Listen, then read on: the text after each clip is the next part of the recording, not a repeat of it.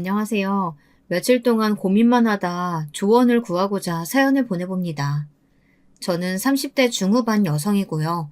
결혼한 지는 5년이 됐어요. 아직 아이는 없고요. 저는 원래도 아이를 낳을 생각이 별로 없었거든요. 그런데 요즘 남편이 자꾸 이제는 더 늦기 전에 아이를 가져야 하지 않겠냐며 졸라대는데 제가 어떤 결정을 내려야 할지 도무지 판단이 안 서서요. 여러분께서 제 이야기 들어보시고 저라면 어떻게 하실지 의견을 보태주셨으면 합니다. 어디서부터 이야기하면 좋을까요? 먼저 저희의 신혼생활부터 거슬러 가보는 것이 맞겠네요. 결혼 정년기에 두 남녀가 만나 저희는 제법 순조롭게 결혼 생활을 시작했어요. 특히 경제적으로 남부럽지 않은 출발을 할 수 있었는데요. 그 이유는 양가 부모님이 결혼할 때 금전적으로 지원을 많이 해주셨기 때문이에요. 요즘은 부모 재산이 중요한 시대라고들 하잖아요. 맞는 것 같아요. 결혼할 때부터 시댁에서 큰 도움을 주신 덕에 저희는 신혼 때부터 이미 새 아파트를 대출 없이 장만할 수 있었거든요. 저희 친정에서도 그에 걸맞는 혼수를 최고급으로 넣어주셨고요.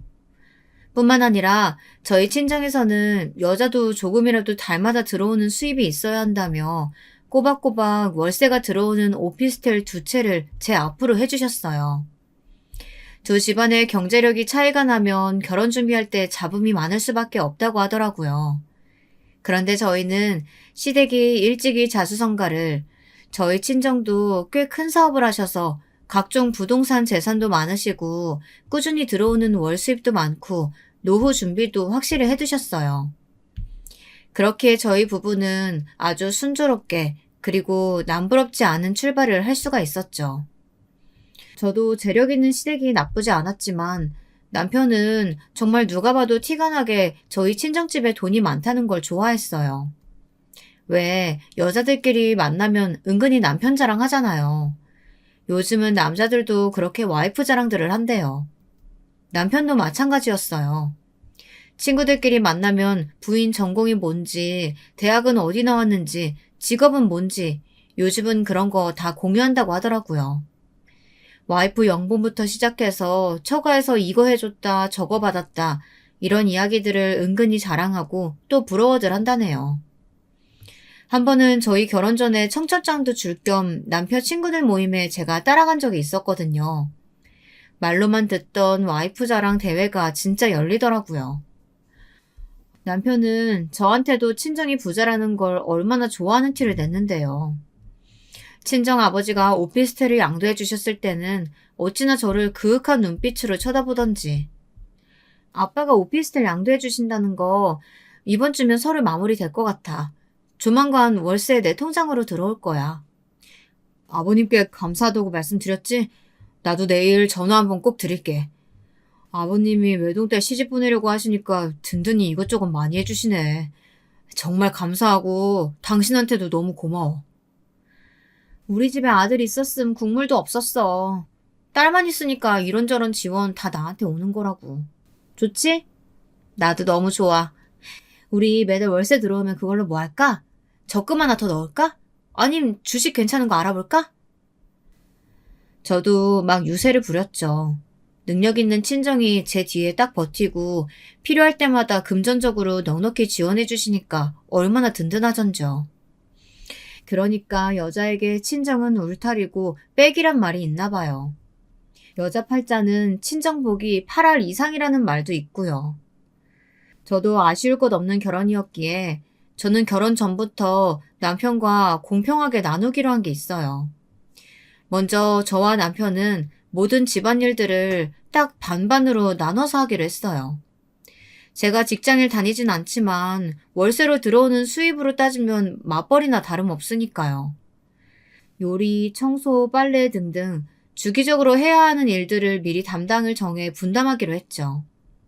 명절이나 집안 행사 때에도 양가를 똑같이 하기로 했어요. 설날 때 시댁에 먼저 가면 추석에 친정에 먼저 가고, 어버이날 때 올해는 친정에 먼저 가면 내년에는 시댁에 먼저 가는 식으로요. 요즘 세상에 이게 당연하다고 생각했고 남편도 동의하고 잘 따라주었죠.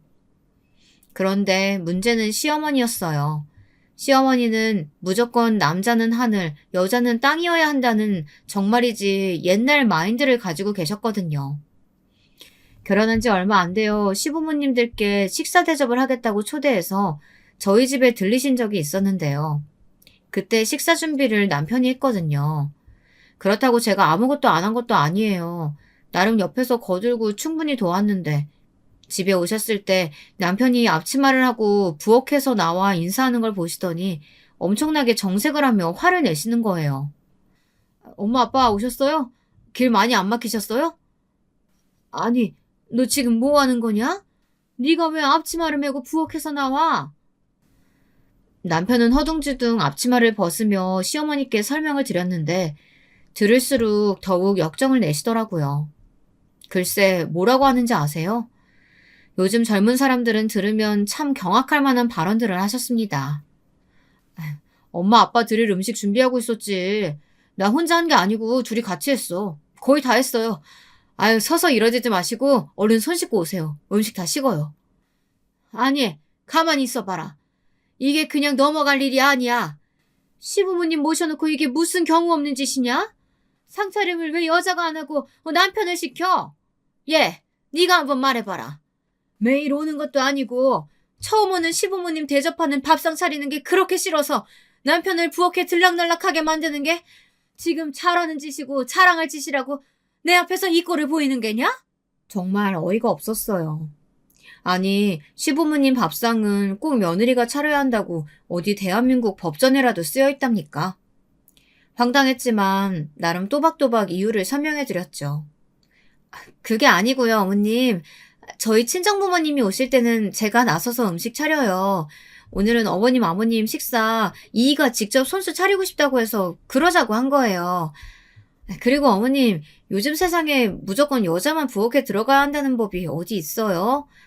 아무래도 부모님들 초대해서 식사 준비할 때에는 평소 상차림보다 훨씬 신경 많이 쓰게 되니까 그게 혼자 하기엔 영 힘들기도 하고 그래서 둘이 같이 해야죠.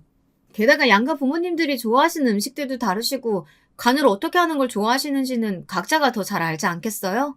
이게 다 어머님, 아버님 정성껏 음식 만들어 대접해 드리려다 보니 둘이 역할을 나눠서 준비했다고 그렇게 예쁘게 봐주시면 안 될까요, 어머니? 내 살다 살다 별꼴을 다 보겠구나. 아무리 세상이 변하고 요즘 젊은 사람들이 어떻게 생각하는지는 모르겠지만 나한테 있어서는 절대 있어서는 안 되는 일이야. 절대 네 남편 부엌에 들이지 말아라. 내 한 번만 더 이 꼴 보면 정말 가만히 있지 않을 거야. 나름 애교 섞인 말로 설명을 해드렸지만 시어머님은 들은 채도 안 하시더라고요. 저도 더 이상 말 안 하고 그냥 포기했어요. 그렇다고 앞으로 남편을 부엌에 들이지 않을 생각은 절대 없었고요. 그냥 시어머니가 뭐라고 하던지 말던지 저희가 하던 대로 제가 하고 싶은 대로 하기로 살려고 진즉부터 마음먹고 있었거든요. 그러다 보니 시어머니와는 사사건건 부딪히는 일이 많았습니다. 제가 은근히 느끼고 있는 게 하나 있었는데요. 시어머니가 은근히 저나 저희 친정에게 자격지심을 가지고 있다는 것 같다는 생각이 들었거든요. 글쎄, 시어머니는 늘 저희 친정과 시댁을 비교하는 거예요. 저희 친정집이 서울의 좋은 동네의 고급 빌라인 걸 아시곤 기가 죽기 싫으셨는지 지금 너네 친정집 시세가 한 50억까지는 안 하지? 살아보니까 꼭 부자들만 그런 데를 사는 건 아니더라고. 내 친구들도 보면 뭐 사는 데는 그냥저냥 검소하고 깔끔한 동네 사는데 알고 보면 참 알짜배기 부자들이 많거든. 사실 나도 예전에 그 동네 아파트가 하나 당첨이 됐었는데 그때 분양가가 뭐 5억, 6억짜리라서 그냥 품팔기 귀찮아서 말았거든. 근데 그게 지금 20억 가까이 하잖니? 아등바등 그런 데를 살려고 하는 사람들도 있고 형편되는 사람들이 오히려 간소하게 사는 일도 많은 법이지. 이런 말을 대놓고 하시는 거예요. 또 한 번은 저희 외가에 대해서 어디서 듣고 아셨는지 너희 외가가 유명한 악기회사를 가업을 하고 있다며? 내 듣고 보니까 참 반갑지 뭐야? 내가 15년 전쯤인가? 신문에서 그 회사 사정 어려운 것 같아서 후원금 내려다가 말았잖니. 나도 어렸을 때 그 악기 배운 적도 있어서 관심이 좀 있었거든. 후원 계좌 아무리 알아봐도 찾기 어려워서 그냥 어떻게 되겠거니 하고 말았었는데 어떻게 지금은 좀 자금 사정이 괜찮아졌다고 하시니? 이런 말씀도 하셨어요. 저희 외가요? 뭐 사업이란 게 다 그렇죠. 가끔 휘청거릴 때도 있지만 생판 모르는 남의 후원금까지 받을 정도로 어려운 적은 없었을 거예요. 지금도 대기업까지는 아니지만 우리나라에서 손꼽히는 탄탄한 기업이고 저희 사촌들이 잘 물려받아서 가업을 이어가고 있고요. 제가 봤을 땐 저희 시댁도 재산 수준이나 경제력이 남들보다 높은 수준인 건 맞아요. 근데 엄밀히 따져보자면 시어머님 말처럼 유서 깊은 남들이 다 알만한 회사를 대대로 운영하는 외가에 부촌에 살고 계시는 부모님의 그래도 저희 집이 더 잘 사는 편에 속하거든요. 근데 시어머니는 그걸 받아들이기 정말 힘들어하는 거예요. 아무리 저희 친정집을 깎아내리려고 해도 제가 눈 하나 깜짝하지 않자 이번에는 작전을 바꾸신 것 같았어요. 갑자기 저희 집에 온갖 잡스러운 물건들을 퍼나르기 시작하시는 거예요. 상상도 하기 싫은 끔찍한 물건들이었습니다. 그 물건들이 대체 뭐였는지 아세요?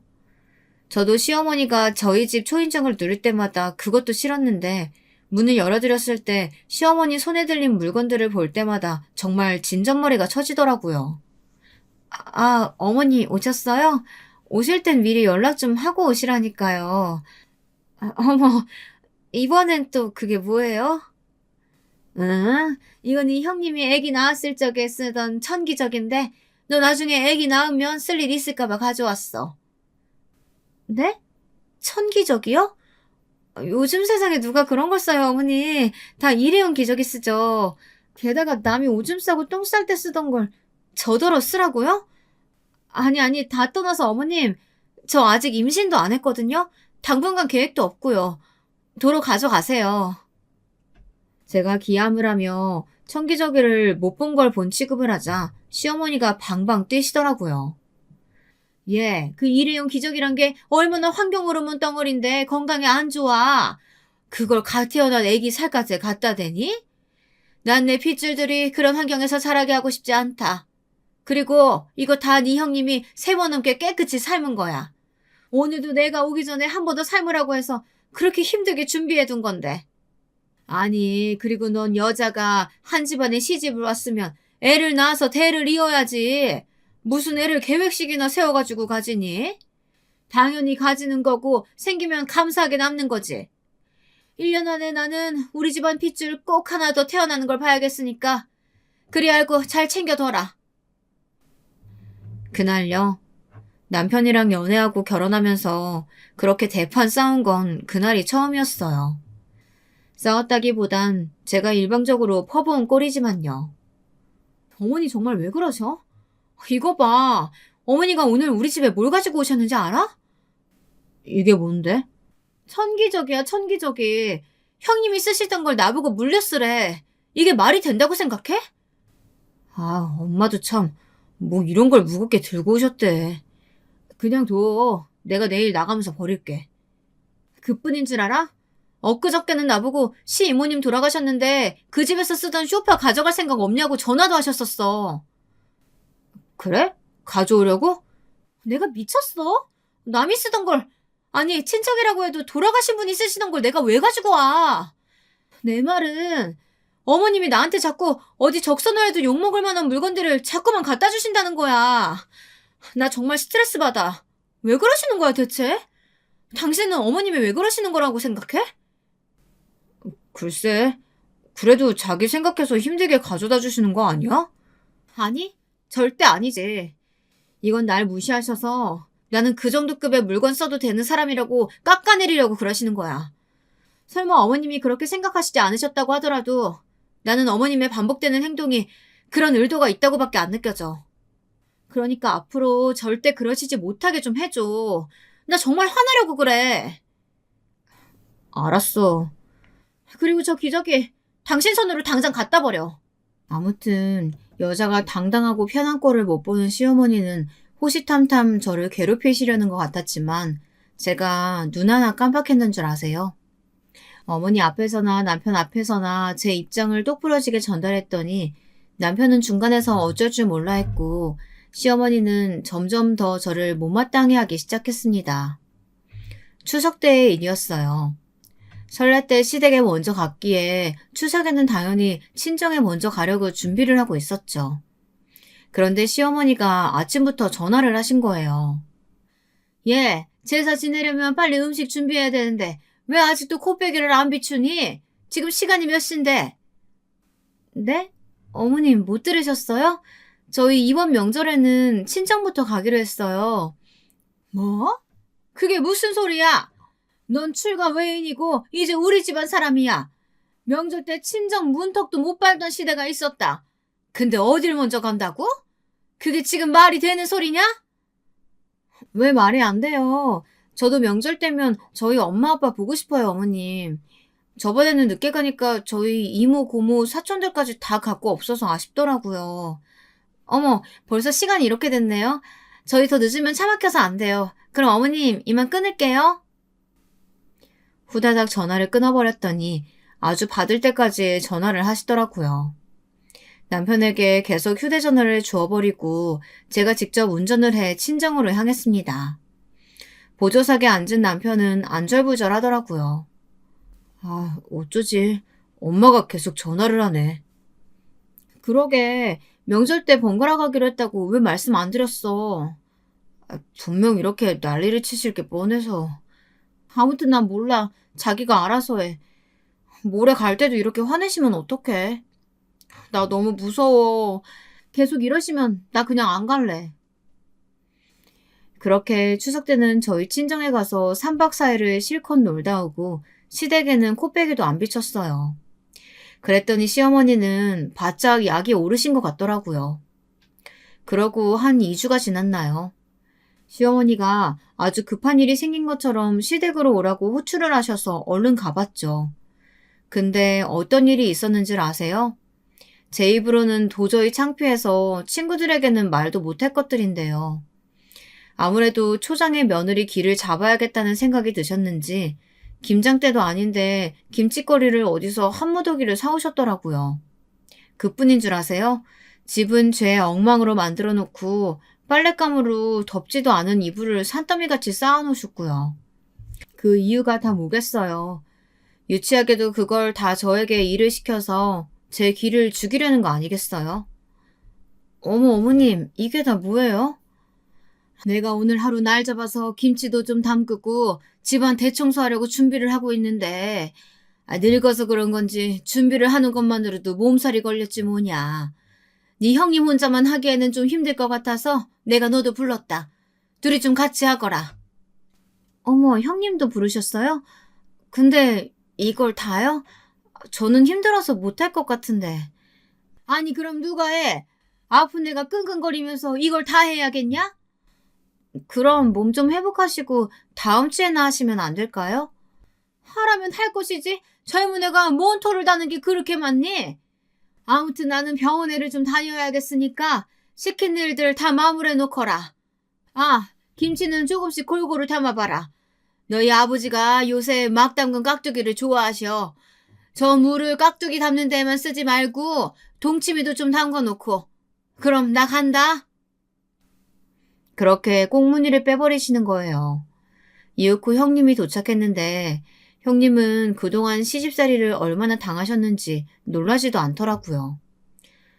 아휴, 이게 다 뭐야. 며느리 휘어잡기 또 시작하셨어.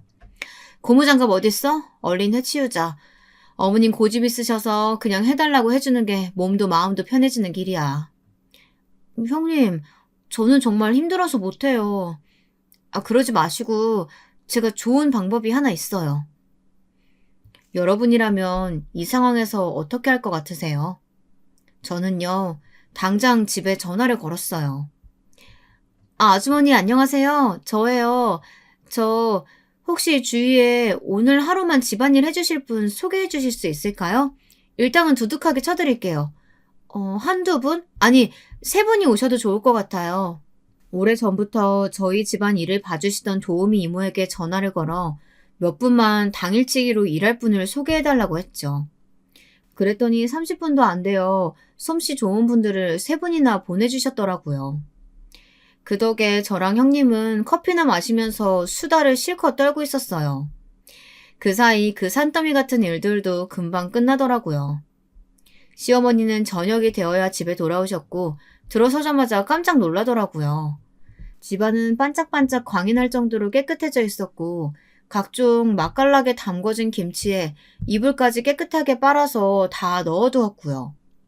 근데 저희는 아주 힘든 기색 하나 없이 말끔하니 이게 무슨 일인가 싶으신 것 같더라고요. 아니, 이게 다 어떻게 된 일이야? 어머님 병원에서는 뭘 하세요? 괜찮으시대요?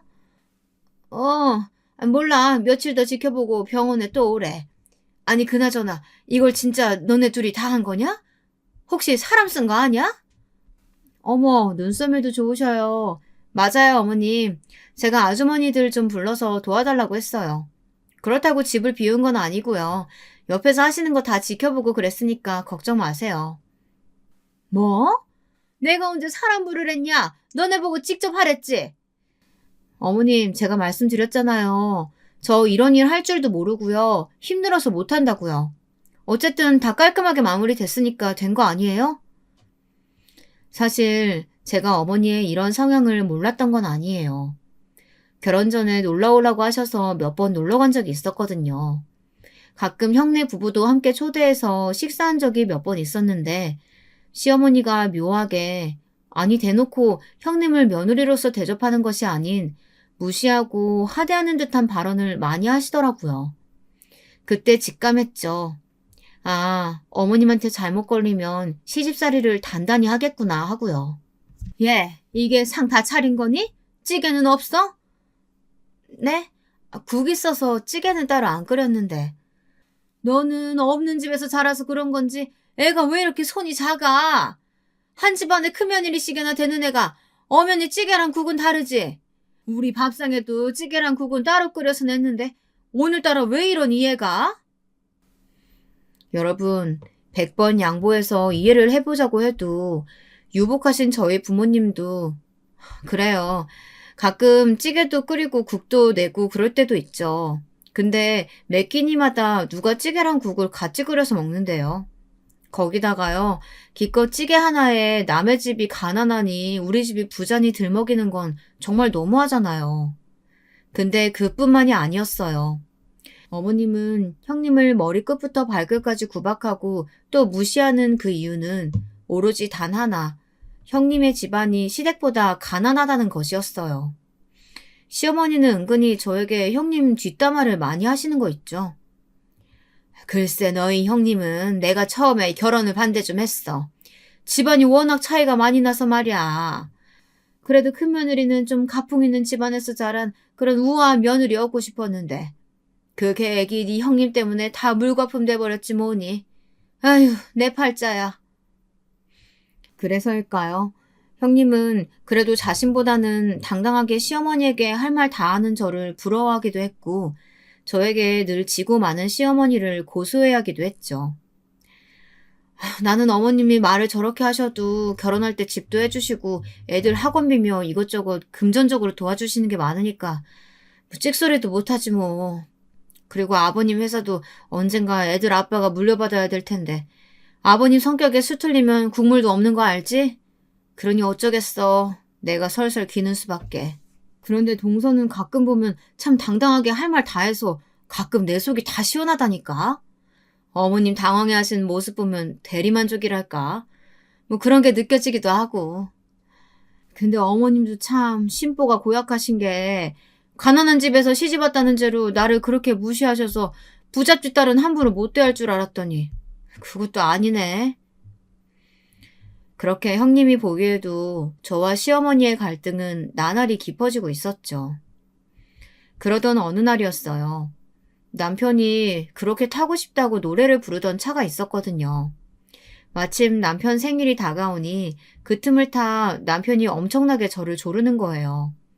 지금 타는 차는 어머님 드리고 우리는 새 차를 사서 타자고 말이에요. 아, 여보, 그 차가 이번에 새로 출시하면서 인기가 엄청 많아졌다니까?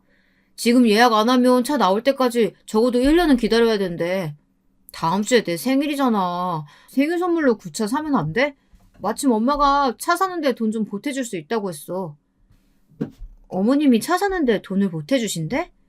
어, 이번에 갯돈 타는 것도 있고 아빠랑 형 몰래 나 준다고 했어. 대신 내가 타던 차 엄마 달래. 엄마가 탄다고. 좋아. 나도 그 차 타보고 싶긴 했어. 대신 한 가지 조건이 있어. 그동안 자기가 어머님 앞에서 무조건 내 편 들어주고 내가 하자는 대로 다 잘해줘서 큰맘 먹고 허락하는 거라는 것만 알아도. 앞으로 더 잘해라. 정말? 와, 너무 고마워, 여보. 난 정말 장가 잘 간 놈이야. 보셨죠? 저희는 이렇게나 사이가 좋은 부부였습니다. 둘 사이는 정말 아무런 문제가 없었다니까요. 그런데 문제는 시어머니가 정말 문제였습니다. 차를 사기로 결정하고 나자 시어머니께서는 득달같이 전화를 걸어 생색을 내시더라고요. 얘, 내가 차 사는데 돈 보태준다는 소리 들었니? 네, 어머니, 안녕하세요. 그럼요, 들었어요. 정말 좋아하던걸요? 넌 정말 웃기는 애다. 근데 왜 고맙다는 전화 한 통을 안 해? 아, 그이가 이미 말씀드린 줄 알고. 감사해요, 어머니. 넌 꼭 그러더라. 애가 뭘 고마운 줄을 몰라. 하긴, 그래서 그런지 너네 친정에서도 요즘엔 통 뭘 안 주시는 눈치더라. 나처럼 반찬을 해다 주시길 하셔. 뭐 그때 오피스텔 증여해줬다고 그리 생색을 내시더니 그 이후로 뭐 콩고물 떨어주는 것도 없던 것 같던데. 그러면서 그렇게 부자티를 내더라. 어머님, 무슨 말씀을 그렇게 하세요. 암튼 제가 지금 운전 중이어서요. 이따가 다시 전화 드릴게요. 하필이면 제가 그때 누구랑 있었는 줄 아세요? 저는 정말로 운전 중이었고 그때 하필 저희 친정엄마가 옆에 타고 계셨거든요. 운전 중이라 무심코 전화를 받았는데 그런 말들을 쏟아내시는 바람에 얼마나 난감했던지 황급하게 전화를 끊어버렸던 거예요. 어머, 너희 친정어머니 왜 이러셔? 평소에도 이렇게 말하시니? 어, 신경 쓰지 마, 엄마. 가끔 좀 이상하셔. 가만히 있어봐, 얘. 아니, 생각할수록 말을 웃기게 하시네. 그러니까 이번엔 너희 남편 차 바꾸는 걸 시어머니가 돈을 보태주시면서 친정에서 해주는 거 없다고 그렇게 말씀하시는 거 맞지? 엄마가 제대로 들은 거 맞아? 맞아. 가끔 저렇게 비교하면서 생색낼 때가 있으셔. 웃기는 양반이시네. 너 지금 타고 있는 이 차도 오래됐지? 엄마가 아빠한테 말해서 네 차도 우리가 바꿔줄게. 이 엄마가 우리 딸 기죽지 않게 벤츠로다가 하나 뽑아줄게. 어머, 이게 웬 행자야? 내가 시어머니 덕을 볼 때가 있네. 완전 좋지, 엄마. 고마워, 엄마. 내가 시댁에 톡톡히 자랑할게. 그렇게 딸 기죽는 꼴은 절대 못 보시는 저희 친정부모님은 저에게 벤츠를 사주기로 하셨어요. 남편이요? 또 엄청 좋아했죠. 역시 장모님 장인어른이 통이 크시다니까. 아, 나도 못 타본 벤츠를. 부럽다, 자기야. 그럼 우리 엄마 아빠가 누군데. 아, 자기 타던 차는 어머님이 타시기로 했다며? 내가 내일 전화 드려서 가져가시라고 할게. 마침 아까 전화하셨는데 운전 중이라 길게 통화 못했거든. 저는 평소에 시어머니에게는 정말 전화를 안 하는 편이거든요. 괜히 전화 드려봐야 맨날 욕이나 얻어먹고 듣기 싫은 말만 듣고요. 그런데 웬일로 안 하던 짓을 하려는 이유는 저도 저희 친정 부모님 자랑도 하고 생색도 좀 내야 하지 않겠어요? 신나서 전화를 걸었죠. 어머님, 저예요. 바쁘세요? 어제 통화를 길게 못해서 다시 전화드렸어요. 네가 웬일이냐? 그렇게 버릇없이 끊어놓고선 생전 전화 한 번 다시 하는 일이 없더니. 드릴 말씀도 있고 해서요. 어머님이 저희 타던 차 가져가신다고 하셨죠? 오늘 가져가시면 해서요. 오늘 당장? 왜? 저희 아파트가 등록할 수 있는 차가 딱 2대거든요. 근데 오늘 제 차가 새로 나와서 그걸 등록하려면 그 이 차를 어머님이 가져가셔야 할 것 같아요. 갑자기 네가 새 차를 뽑았어? 무슨 돈으로? 너 네 남편 닥달해서 너도 새 차 사달라고 한 거야? 아유, 아니요. 그럴 리가요. 저희 친정에서 사주셨어요. 저 기죽지 말라고 벤츠로다가요. 아, 저희 친정에서는 차값 보태주신 게 아니라 아예 사주신 거예요, 어머님. 하도 저희 친정에게 아무것도 안 해주시는 것처럼 말씀하시는데 이렇게 저한테 자주자주 좋은 것 해주시는 분들이에요. 그렇게 말씀하시니까 좀 서운하더라고요. 니네 친정에서 간만에 뭘 좀 해준 거 가지고 생색은. 아니 그건 그렇고 그렇다고 이 삼복더위에 시어머니를 차 가지러 오라가라 해? 새로 나온 제 차도 오늘 저희 집 앞에서 받기로 했어요. 제가 집 비우면 안 되잖아요. 그럼 어머니 오늘 못 오시면 그냥 제가 주말에 그이한테 가져다 드리라고 할게요. 어머머, 내 정신 좀 봐. 찌개 올려둔 거 타는 소리 나네요. 어머님, 저 그럼 끊을게요. 그렇게 제 할 말만 하고 전화를 뚝 끊어버렸어요. 어찌나 고소하고 기분이 좋던지 다음번에 형님을 만나면 이 에피소드도 꼭 들려드림 좋아하시겠다 생각하고 있었죠. 그렇게 몇 시간이 흘렀을까요? 드디어 제 차가 도착했다는 전화가 왔더라고요. 얼른 대충 걸쳐 입고 차를 받으러 나갔죠. 그런데 아파트 공동 현관에 나가려는 순간 벼랑간 시어머니가 나타나신 거예요. 예, 너 마침 잘 만났다. 내가 도저히 참을 수가 없어서 너네 집으로 직접 가는 길이었어. 근데 너 어디 가니? 아, 어머니, 제 차가 지금 막 도착했다고 해서 받으러 가는 길이었어요. 아, 그래? 마침 잘 됐다. 네 주제에 무슨 벤츠야? 여자가 남자보다 좋은 차 탄다는 게 말이 되니? 아범이 준다는 헌차 앞으로 네가 타라. 벤츠는 내가 가져가서 타야겠다. 내 차랑 바꿔. 시어머니는 마침 도착한 차 앞으로 달려가서 강제로 차 문을 확 여는 게 아니겠어요. 그런데 그 순간 시어머니는 기야말 광경에 그 자리에서 개거품을 물고 쓰러지고 말았습니다. 에구민아, 아유 깜짝이야. 사돈 양반이 어떻게 여기에. 그 차에는 저희 친정아버지가 타고 계셨던 겁니다. 아버지 딴에는 차가 제대로 잘 나왔는지 한번 같이 살펴보기도 하고 싶었고 엄마한테 시어머니 전화통화를 들었던 이야기를 듣기도 해서 제가 어떻게 지내고 있나 겸사겸사 와보셨던 거라고 해요. 근데 그런 꼴을 보게 되었다니. 게다가 아버지는 시어머니가 저에게 하는 말을 다 듣고 화가 단단히 나셨더라고요. 안녕하세요, 사부인. 뜻밖의 계기로 이렇게 오랜만에 뵙습니다. 그간 잘 지내셨죠? 아이고, 제가 집에서 막 달려나와서 차림이 말이 아닌데. 예, 잘 지냈습니다. 사돈께서도 별일 없으셨죠? 별일이 없었는데 앞으로 별일이 생길 수도 있다는 생각이 듭니다. 자, 여기서 이러지 마시고 올라가셔서 차라도 한잔 하시죠. 아빠는 의미심장한 말을 남기며 집으로 향했습니다. 제가 간단한 과일과 차를 내오자 아버지는 입을 여섰습니다. 시어머니요, 완전히 가시벙석에 앉은 모양이셨죠. 제가 아까 본의 아니게 사부인께서 하시는 말씀 다 들었습니다만 제가 사부인을 자주 뵌 것은 아니지만 그래도 교양도 있으시고 기품도 있으신 것 같아 참 좋게 봤었어요. 오늘 제가 갑작스럽게 보게 된 모습은 정말 당황스럽네요. 참 속이 상하더군요. 원래 이렇게 저희 딸한테 막무가내로 대하셨습니까? 아버지가 점잖게 조목조목 따지기 시작하니 시어머니 얼굴빛이 빠르게 변하더라고요. 아니, 뭘 어떻게 들으셨는지는 모르겠지만 오해입니다. 따님을 어찌나 똑부러지게 키우셨는지.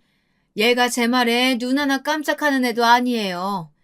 아까는 전화로 버릇없이 자기 할 말만 하고 끊길래 흥분해서 달려오는 바람에. 아무리 흥분을 하셨어도 경우는 지키셔야죠. 원래 윗사람이라는 게 아랫사람이 경거망동한다고 해서 똑같이 행동하면 격이 떨어지는 법입니다. 사회적 지위도 있으시고 아들, 며느리, 손자까지 주위에 보는 눈도 많은데 사랑스러운 막내 며느리를 그렇게 대하셔야 되겠습니까? 시어머니는 도저히 안 되겠다 싶었는지 적반하장으로 나오기 시작했습니다. 사랑스러운 막내 며느리요? 얘가 얼마나 부잣집 친정 믿고 남편을 우습게 보고 시댁을 만만히 여기는 줄 아세요? 참 웃기지도 않아요. 맨날 친정에서 이거 해줬다 저거 해줬다 자랑만 하는데 원래 친정에서 그 정도는 시댁에서 우리 딸 좀 잘 봐주십사 하는 마음으로 그렇게 다 해주는 거 아닌가요? 딸 가진 죄인이라는 말도 있잖아요. 시어머니의 경악스러운 태도와 말에 아버지는 정말로 화가 단단히 난 것 같았습니다. 평소 무슨 일이 있어도 평정심을 잃지 않으셨고 엄마나 저한테도 큰 소리 한 번 낸 적 없으셨는데 아버지는 다소 격앙된 목소리로 말을 이어나가기 시작하셨어요. 지금 딸 가진 죄인이라고 하셨습니까? 이거 참 유감입니다. 저는 저희 딸을 죄인으로서 취급하는 것이 아니라 귀인으로 대하는 것과 사돈을 맺고 싶었는데 말이죠. 그간 제가 딸을 독립시키고도 지원을 아끼지 않았던 것은 저희 딸이 복덩이여서지 무슨 딸로 태어난 죗값을 치르기 위해서가 아니었단 말입니다. 그렇게 말씀하시니 저도 사람인지라 참 서운한 마음이 듭니다.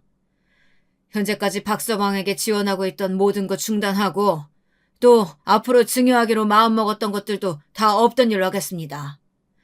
방금 저희 집안에게 아주 큰 실수하셨다는 것만 알아두셨으면 좋겠네요.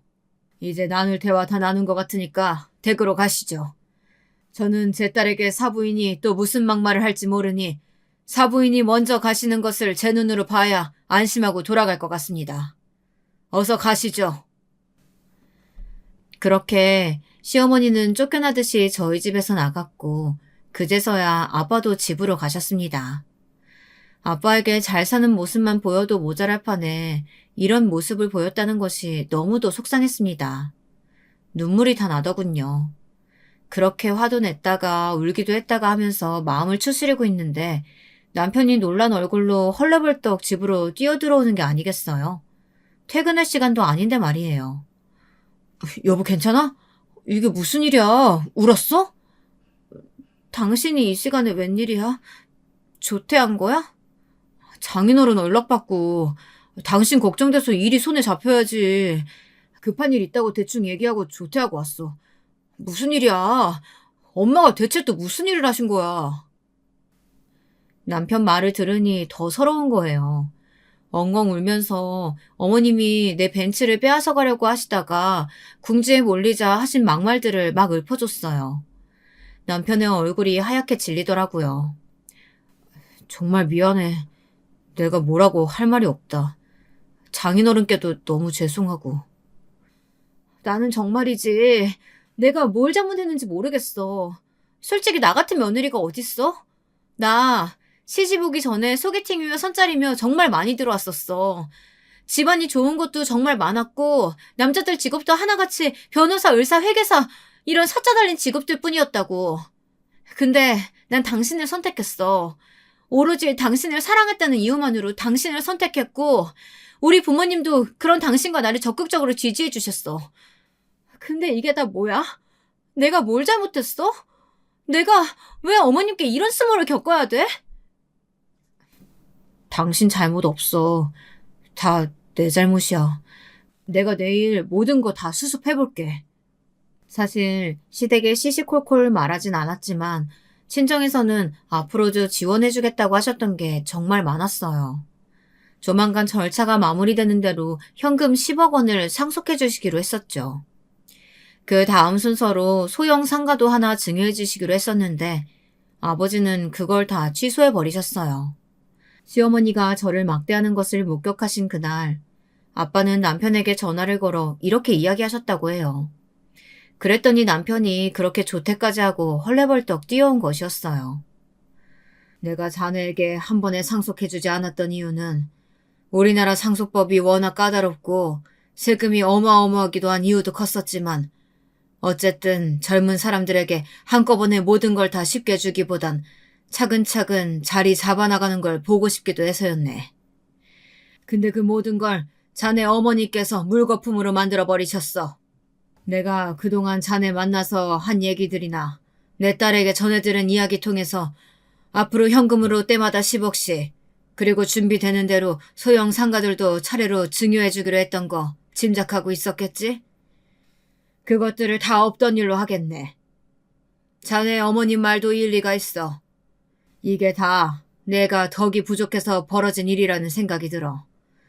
내 안 그래도 평생 벌어온 것에 비하면 사회에 환원하거나 봉사한 일이 적었다고 생각했는데 그 때문에 내가 좋은 사돈을 만나지 못한 건지 내 이참에 자네에게 주려고 했던 재산들 모두 재단에 기부할 생각이네.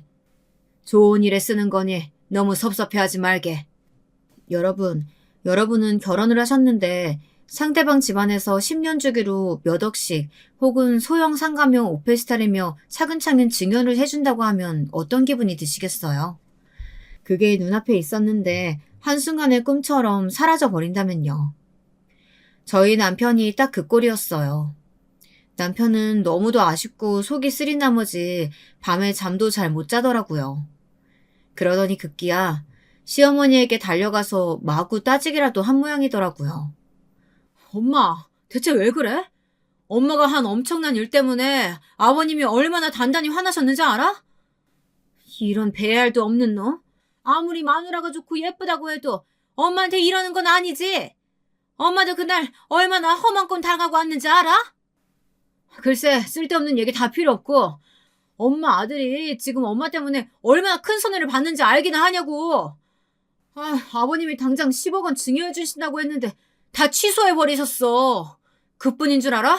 소형 상가도 하나 해주시기로 했었다고.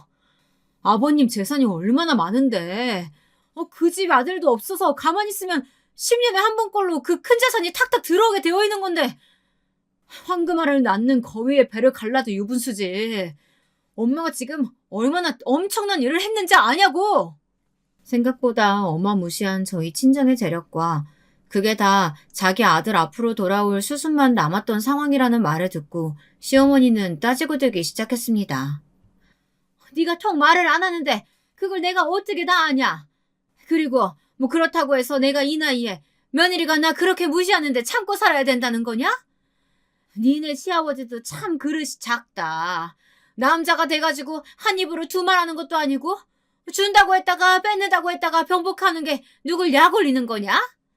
그럼 그 큰 돈 자식 물려주지. 자식 안 물려주고 다 어디다 쓴다는 거야? 기부한대, 기부. 엄마 같은 사돈 만난 것도 다 자기가 덕이 부족해서 그런 것 같다고 이참에 아시는 재단에 다 기부해버릴 거라고 하시더라. 벌써 1억은 미리 납부하셨어. 이거 봐. 기부 증서 보여? 내가 이거 엄마 보여주려고 이렇게 가지고 왔어. 시어머니요. 정말 욕심도 많으시지. 세상에 그 기부 증서를 보자마자 대성통곡을 하시더래요. 세상에, 진짜로 이 아까운 돈을 다 기부했단 말이야? 아이고 내 돈, 아이고 내 돈. 참나, 정말 웃기지도 않죠. 설사 그 돈이 별탈 없이 온전히 아들 앞으로 증여가 됐다고 해도 그게 왜 자기 돈이라고 땅을 치며 후회하는 건지요. 돈 많은 며느리의 돈은 돈대로 쏙 빨아먹고 싶고 종처럼 하대하고 부려먹고 싶은 심보는 정말 못된 거 아닌가요? 남편도 그런 시어머니의 태도에 기가 막힌 것 같았습니다. 난 몰라. 엄마가 저지른 짓이니까 엄마가 수습해. 나는 장인어른이 주신다는 돈 꼭 물려받고 싶어. 그러니까 엄마가 장인어른한테 가서 사과를 하던 빌던 모든 걸 없었던 일로 하게 해줘. 남편은 그 후로 정말로 어머님이 전화를 해도 받지 않고 시댁의 발길을 뚝 끊어버렸습니다. 그러자 시어머니가 결국엔 저를 찾아오시기 시작했습니다. 저는 정말 시어머니를 다신 보고 싶지 않았어요. 한참을 초인종을 누르시고 문을 두드려도 열어드리지 않았죠. 그렇게 한 달쯤 됐을까. 그날도 어김없이 집 앞에 찾아오셨는데 그날은 고민이 되더라고요. 문을 열어드릴까 말까 고민하다가 뭐라고 하실지 드러나 보자는 생각에 문을 열어드렸어요. 어머님은 오늘도 맥없이 돌아가야 하나 싶었는데 뜻밖의 수학에 반색을 하면서 들어오셨죠. 이전과는 확연히 달라진 태도였어요. 문 열어줘서 고맙구나. 내가 이렇게 여러 날 너네 집 문을 두드린 건 사과하려고 온 거야. 정말로 미안하다. 사돈어른께서 그렇게 깊은 뜻이 있는 줄도 모르고 내가 정말 경솔했다. 일단 들어오세요, 어머니. 앉아서 대화 나눠요. 그래, 고맙다. 고마워. 오랜만에 본 시어머니는 그간 마음고생을 좀 하셔서 그런지 꽤 수척해진 모습이었어요. 알고 보니까 시아버지도 이 사실을 모두 알고 어머님에게 아들 며느리 이혼하면 당신도 이혼당할 줄 알라고 아주 난리를 치신 모양이더라고요. 저는 시어머니에게 제 생각을 차분하게 말씀드렸어요. 어머니, 저는 어머님이 바라시는 남편과 시댁을 하늘로 생각하고 섬기는 그런 며느리는 못 될 것 같아요. 보셔서 아시겠지만 저희 집 분위기부터가 아버지가 절대 엄마나 저를 함부로 대하지 않으셨어요. 저는요, 어렸을 때부터 힘든 집안일은 엄마를 시키기보단 아버지가 직접 나서서 하시는 걸 더 많이 보고 자랐고요. 저희 할머니, 할아버지도 엄마를 귀하게 대접해 주시기만 하셨지, 막 시집살이 시킨다거나 하는 일도 절대 없으셨어요. 만약 그런 일이 있으셨다면 지금 그이가 그러하듯이 저희 아버지도 가만히 있지 않으셨을 거예요. 제가 할 도리를 다 하지 않겠다는 게 아니에요. 저는 앞으로도 제가 그이의 아내로서 또 며느리로서 해야 하는 일들은 다 할 거예요. 그치만 죄인처럼 노예처럼 어머님이 어떤 말을 하시던 감내하는 일은 없을 거예요. 그래야지. 당연히 그래야지. 네 말이 다 맞다. 네 말이 다 맞는 말이야. 그럼 지금껏 내가 한 모든 일들 다 용서해 주는 거냐? 용서하고 말고 할 게 뭐가 있겠어요.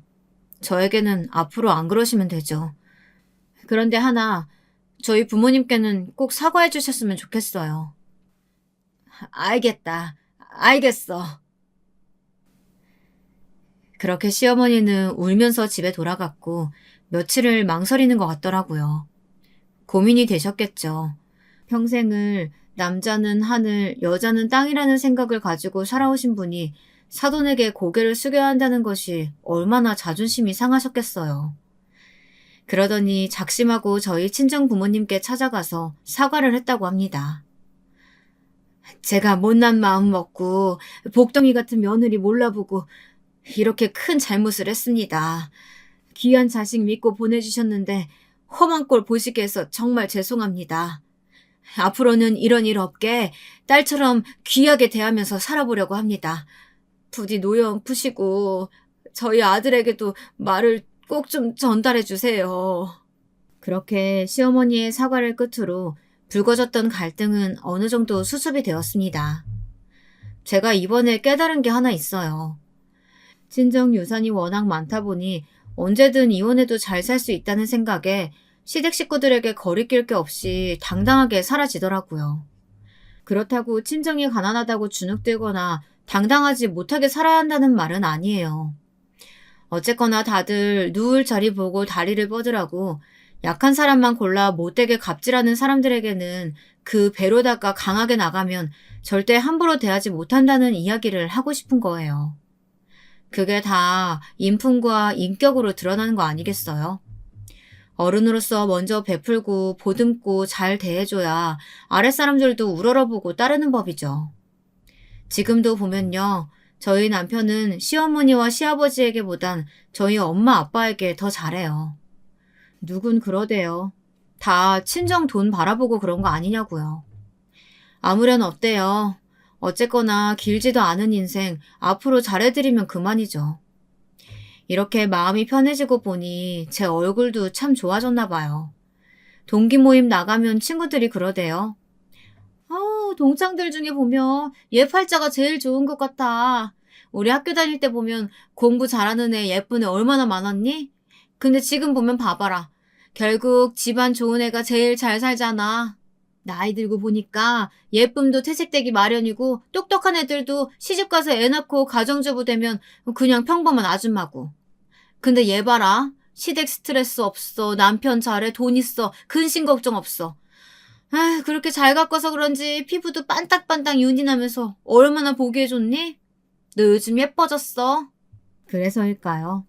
남편이 은근히 저를 요새 못살게 군다니까요. 저는 원래 아기 생각이 없는데 그렇게 저를 꼬시면서요. 자기야, 우리도 얼른 애기 낳으면 안 돼? 난 정말 자기 닮은 딸 낳고 싶어. 애 키우는데도 체력이 중요하다는데 한 살이라도 젊을 때 빨리 낳는 게 좋대. 어떻게 오늘 당장 실행해? 난 싫다니까. 자기야. 난 정말 최고 부인 만나서 결혼했는데 딱 하나 자식만 낳으면 소원이 없겠단 말이야. 자기야, 이리 와봐, 응?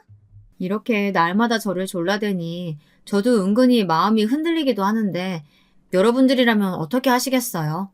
아이를 한번 가져보는 것도 좋겠다 싶으신가요? 저도 제 아이에게 복을 주는 부모가 되고 싶은데 저도 그럴 수 있을까요? 여러분의 판단을 한번 기다려 보겠습니다. 제 긴 이야기는 여기까지입니다. 소중한 시간 내어 들어주셔서 감사합니다.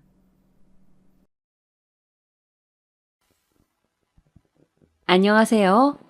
저는 지방에 살고 있는 60대 여자입니다. 남편과 귀농하여 산 지도 어언 8년이 다 되어 가네요. 시골에 있으니 해가 빨리 떨어져 저녁이면 밥 먹고 유튜브 사연을 보면서 울고 웃고 하는 게 소소한 재미가 있더라고요. 그러던 중 얼마 전 저에게도 특별한 일이 일어나서 많은 분들께 들려드리고 싶어 사연을 보내게 되었습니다. 거의 40여 년 전으로 거슬러 올라가야 하니 조금 긴 이야기가 될 수도 있겠네요. 그럼 시작하겠습니다. 평범한 외모에 수더분한 성격을 가진 남편과는 선을 봐서 결혼하게 됐습니다. 아는 지인분이 부자는 아니지만 정말 착하고 성실한 남자가 있다며 한번 만나보라고 해서 만났던 게 바로 지금의 남편이었습니다. 남편은 20대 초반에 부모님이 모두 돌아가셔서 나이 차이 많은 어린 여동생을 아빠처럼 키워가며 열심히 살아온 사람이더라고요. 20대 시절부터 힘든 일도 마다하지 않고 성실하게 살아온 그 모습이 마음에 들었습니다. 저 역시 부모님을 일찍 여의어 친척 손에 컸는데 이런 남자라면 인생의 동반자로서 남은 인생을 서로 의지하며 함께 걸어봐도 되겠다는 생각이 들어서 결혼하게 되었습니다. 남편과 결혼하면서 저에게는 소중한 식구가 하나 더 생겼어요. 우리 신우이. 남편보다 11살이나 어린 귀여운 늦둥이였죠. 제가 남편과 결혼할 당시에만 해도 아가씨는 아직 풋풋한 중학생이었어요. 이 어린 것을 따로 떼어놓을 순 없어서 결혼 후에도 셋이서 함께 살았습니다. 아가씨랑 같이 살면서 불편하지 않았냐고요? 전혀요. 아가씨는 부모님을 일찍 여의어서 그런지 몰라도 나이에 비해서 어른스럽고 싹싹했습니다. 항상 저에게 언니 언니 하고 따르며 혹시 제가 힘들까 집안일 하나라도 더 도와주려 하고 항상 이쁨 받을 짓만 했습니다. 형제 자매가 없었던 저는 아가씨가 마치 친동생인 것처럼 느껴졌습니다. 아가씨가 먹고 싶어 하는 것은 하나라도 더 해주고 싶고 예쁜 옷도 입혀주고 싶고 그랬어요. 우리 형편에 많은 것을 해줄 순 없었지만 그래도 최대한 아가씨를 남부럽지 않게 키워서 좋은 집에 시집 보내고 싶었습니다. 남편과의 결혼 생활은 아가씨 덕분에 더 행복했던 것 같아요. 남편이 일 때문에 바빠서 아가씨랑 보내는 시간이 더 많았습니다. 둘이 장도 보러 다니고 투닥거리며 같이 요리도 만들고 남편이 출장을 가서 집에 안 들어오는 날에는 아가씨랑 나란히 누워 밤새도록 수다를 떨기도 했어요. 아가씨는 저에게 있어서 가장 친한 친구이자 동생이자 딸이었습니다. 이런 아가씨가 어느 날 그 예쁜 눈을 반짝이며 저에게 말하더군요. 언니, 우리 오빠랑 결혼해줘서 너무 고마워요. 언니가 내 새언니라서 정말 행복해요. 저는 아가씨의 손을 꼭 잡고 나도 그렇다고 말해주었어요. 아가씨는 촉촉해진 눈으로 미소를 지었습니다. 그렇게 또 우리의 밤샘 수다는 계속되었죠. 그렇게 남편과 아가씨와의 생활은 하루하루 즐겁게 흘러갔습니다. 몇 년이 흘러 아가씨가 고등학교를 졸업하고 바로 공장에 취직해서 첫 월급으로 우리 부부의 내복을 사왔을 때에는 정말이지 눈물 한 바가지를 흘렸습니다. 너무 감동이었어요. 이 어린 아가씨가 벌써 자라서 이렇게 훌륭한 사회인이 되었구나 하는 생각에 정말 감정이 벅차올랐습니다. 아가씨는 그동안 본인을 친동생처럼 친딸처럼 보살펴 주어서 너무 감사하다며 저에게 큰 절을 올렸습니다. 저는 아가씨를 꼭 안아주었고 남편은 흐뭇한 표정으로 제 등을 토닥여 주었어요. 며칠 뒤 아가씨는 이제 이번 달부터는 공장 기숙사에서 살기로 했다며 이제 스스로 독립해보겠다고 밝은 얼굴로 이야기했습니다. 저는 혹시 가서 부족한 거라도 있을까봐 이것저것 필요한 생필품을 챙겨주다 보니 짐이 한 보따리가 되더군요. 남편과 같이 아가씨를 회사 기숙사에 데려다주고 오는 길에 그 허전한 마음은 이루 말할 수가 없었습니다. 아가씨가 가고 텅 빈 집에 돌아오니 쓸쓸한 마음이 들었습니다. 남편과 저는 텅 빈 집 소파에 앉아 한참 동안 서로 말이 없었습니다. 여보, 아가씨 말이야. 우리 없이도 혼자 잘할 수 있겠지? 그래, 걱정 마. 당신이 미선이 친동생처럼 잘 키웠잖아. 내가 정말 고마워, 여보. 당신 같은 여자는 정말 없을 거야. 제 손을 맞잡고 사랑스러운 눈길을 보내던 남편의 눈가가 이미 촉촉하게 젖어 있었습니다. 아가씨가 기숙사에 들어가게 되면서 남편과 처음으로 둘이 지내게 되었습니다. 남편과 결혼한 지 5년이 다 되어가지만 아이가 없었던 저는 아가씨가 나간 후 아이를 가져보려고 수많은 노력을 했습니다. 여기저기 병원도 다녀보고 유명하다는 점집도 다녀보고 했지만 안타깝게도 아이가 찾아오지 않았습니다. 주변에 아이를 한둘씩 낳고 예쁘게 키우는 사람들을 보면 너무 부러웠습니다. 임신을 시도한 지 몇 년이 지나자 자연스럽게 포기가 되더군요.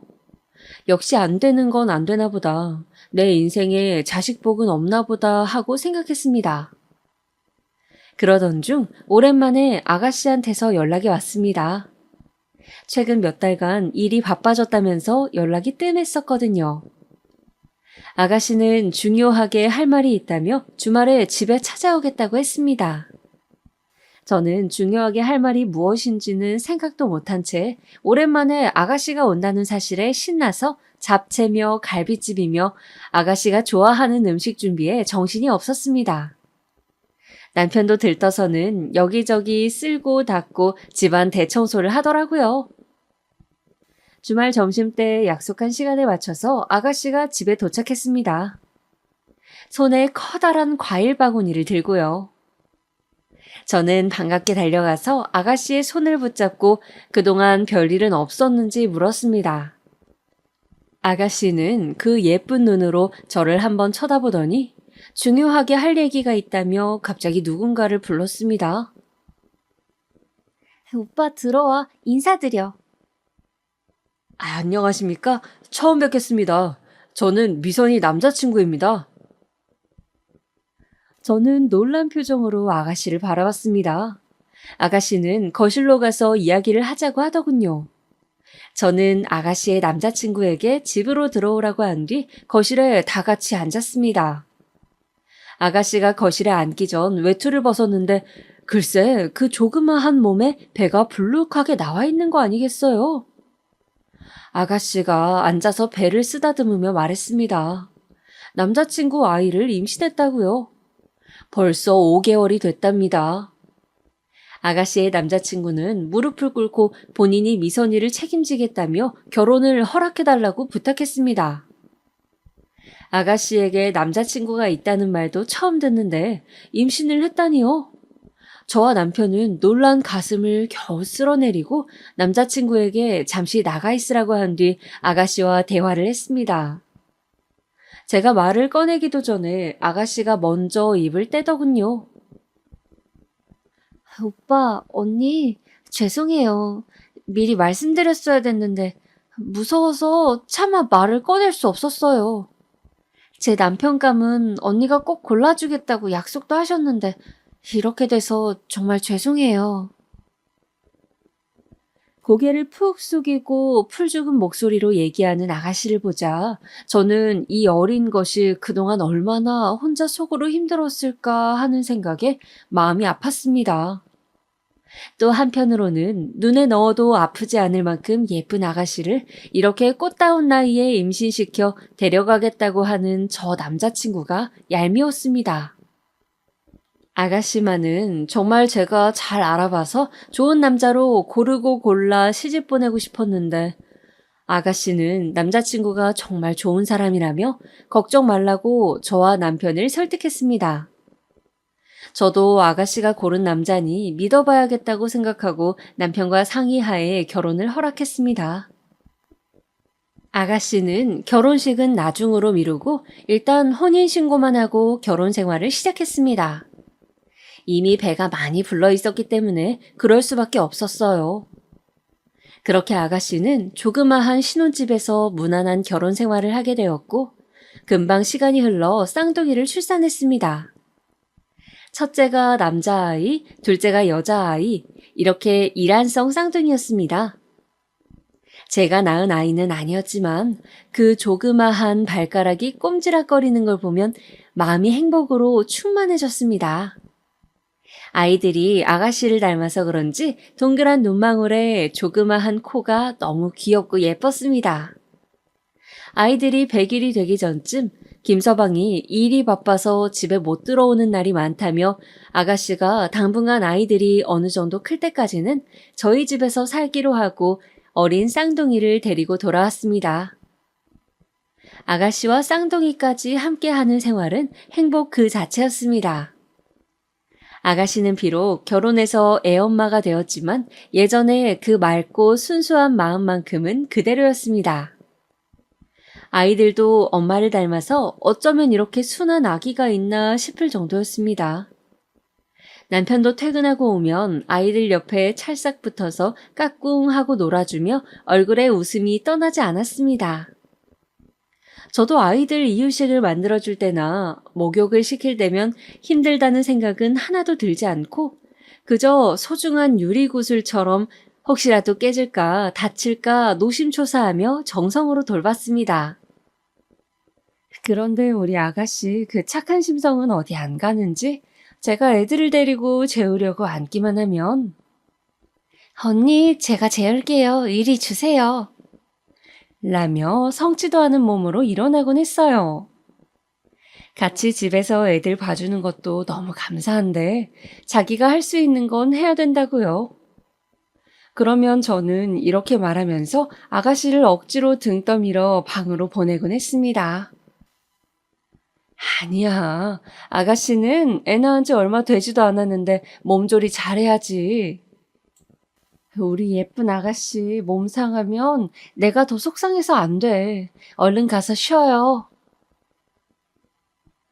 어느 날 제가 평소처럼 큰아이를 재우고 있는 동안 작은 아이의 머리를 쓰다듬는 아가씨의 모습을 보자 저 작은 몸에 벌써 아이를 낳고 엄마가 된 아가씨가 너무 대견해서 눈가가 촉촉해졌습니다.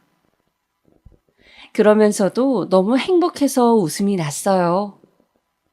아가씨가 저희 집에 다시 들어온 이후로 남편과 저는 자기 전마다 항상 침대에 누워 아가씨 얘기, 쌍둥이 얘기하느라 시간 가는 줄 몰랐습니다. 아가씨와 쌍둥이 덕분에 남편과 저의 사이도 더 돈독해지는 것 같았어요. 아가씨가 저희 집에 들어온 이후 김서방을 본 적은 손에 꼽을 정도로 적었습니다. 평일에는 바쁘다고 집에 못 온다길래 다니던 회사에서 일이 많은가 했더니 여기저기 직장을 옮겨 다니며 자리를 잡지 못하고 있더라고요. 끈기가 없는 스타일이라 한 곳에 진득하니 다니질 못하고 조금만 힘들면 그만두곤 했습니다. 그러다 보니 벌어오는 돈도 시원치 않아 아이들 기저귀 값이며 뭐며 우리 부부 돈으로 해결한 적도 많았어요. 어느 날은 남편이 그런 김서방을 앉혀두고 애 아빠는 그러면 안 된다. 아무리 힘들어도 가장으로서 책임감을 가지고 성실하게 회사를 다녀야 한다라고 훈계도 해봤지만 그저 어른이 하는 잔소리라고 여기는 것 같았습니다. 그 후에도 나아지는 게 전혀 없었으니까요. 한편으로는 김서방도 아가씨처럼 어린 나이에 애 아빠가 됐으니 아직 철이 없는 거겠지, 언젠가는 나아지겠지 하고 생각했습니다. 그 이후에도 김서방은 평일에는 어디서 자는 건지 집에도 거의 안 들어오고 주말에만 잠깐 와서 아이들을 보고 갔습니다. 도대체 어디서 생활하는 거냐 물어도 대답을 이리저리 피하기만 하더라고요. 그러던 와중 주말에 아가씨 방에서 크게 싸우는 소리가 들려 가보니 아가씨 부부가 심하게 싸우고 있었습니다. 아가씨는 바닥에 주저앉아 턴곡을 하고 있었고요. 저희 부부가 방에 들어가서 무슨 일이냐고 묻자 김서방은 방문을 쾅 닫고 집을 나가버렸어요. 집이 무너져라 턴곡하고 있는 아가씨를 겨우겨우 달랜 후 퉁퉁 부은 아가씨의 입에서 나온 이야기는 가히 충격적이었습니다. 그동안 김서방이 밖에서 다른 여자와 두 집 살림을 차리고 있었다는 게 아니겠어요? 평일에 그 여자네 집에서 먹고 자고 생활하며 애까지 임신했답니다. 세상에, 아직 쌍둥이들이 두 돌도 안 됐는데 그 여자는 임신 6개월이라네요. 김서방이 집에 하도 잘 안 들어오니까 아가씨도 평소에 의심하긴 했지만 증거가 없어서 긴가민가 했었다네요. 그런데 이번에 아예 들켜버리고 만 거죠. 김서방은 자기는 쌍둥이 키울 자신 없다며 네가 임신해서 어쩔 수 없이 책임진다고는 했는데 막상 결혼 생활해보니 못하겠다는 막말을 내뱉었답니다. 김서방은 그날 집을 나간 후 연락이 두절되었어요. 저와 남편은 그 상대 여자가 누군지 찾아내어 집으로 찾아가 보려고 했지만 김서방과 하도 평소에 교류가 없었던 탓에 정보를 얻기가 쉽지 않았습니다. 아가씨는 그날 이후로 방에 틀어박혀 하루 종일 울기만 했어요. 기운 내라고 맛있는 음식을 차려줘도 입맛이 없다며 먹는 둥 마는 둥 하고 가만히 쌍둥이의 얼굴을 바라보다가도 갑자기 눈물을 흘리곤 했습니다. 생기있던 아가씨의 얼굴이 하루하루 빛을 잃어가고 말라갔어요. 저와 남편은 아가씨 걱정에 매일 밤잠을 설쳤습니다. 어떻게 하면 아가씨의 기분이 나아질까 고민하던 중 아가씨가 평소에 가고 싶어 했던 바닷가에 여행을 보내주면 좋겠다는 의견으로 뜻을 모았습니다. 저는 여행용 가방을 하나 사서 아가씨가 좋아할 만한 예쁜 원피스를 몇 벌 골라서 담았어요. 그리고 카메라와 밀짚 모자도 사서 넣어주었습니다. 그리고선 방에서 우울한 표정으로 혼자 생각에 잠겨있던 아가씨를 불러 얘기했어요. 아가씨, 기분 전환할 겸 바닷가에 여행 좀 다녀오는 거 어때요? 평소에 가고 싶어 했잖아. 쌍둥이들 키우느라 매일 집에만 있어서 답답했을 텐데 내가 쌍둥이 잘 돌보고 있을 테니까 걱정하지 말고 다녀와요. 필요한 건 내가 다 여행 가방에 넣어놨으니까 가서 사진도 많이 찍고 푹 쉬다 와요. 아가씨는 알듯 말듯한 표정을 짓고 한참을 가만히 있더니 저를 보고 싱긋 웃었어요. 언니, 고마워요. 아가씨는 여행 얘기에 갑자기 의욕이 생겼는지 그날부터 밥도 잘 챙겨 먹고 조금은 밝아졌습니다. 저와 남편은 여행 보내주기로 한 계획이 성공했다며 기뻐했어요. 며칠 뒤 아가씨는 잘 다녀오겠다는 인사와 함께 여행을 떠났습니다. 저는 장난감을 가지고 놀고 있는 쌍둥이들에게 가서 말했습니다. 얘들아, 엄마 푹 쉬게 며칠만 외숙모랑 놀자. 엄마가 건강해야 너희도 좋은 거야. 쌍둥이들은 알아들었는지 못 알아들었는지 지들끼리 까르르 하며 놀더군요. 아가씨가 여행을 떠난 지 3일째. 간간히 연락을 하긴 했지만 혹시나 쉬는데 방해될까봐 궁금해도 참았어요. 집에 돌아오면 가서 뭐 하면서 지냈는지 자세히 물어봐야지 하고요. 돌아오는 날짜를 정하지 않고 떠난 여행이라 좀 오래 있다 오더라도 아가씨 기분이 좋아질 때까지 있었으면 좋겠다는 마음이었어요. 그런데 갑자기 출근해서 일하고 있던 남편에게 전화가 왔습니다.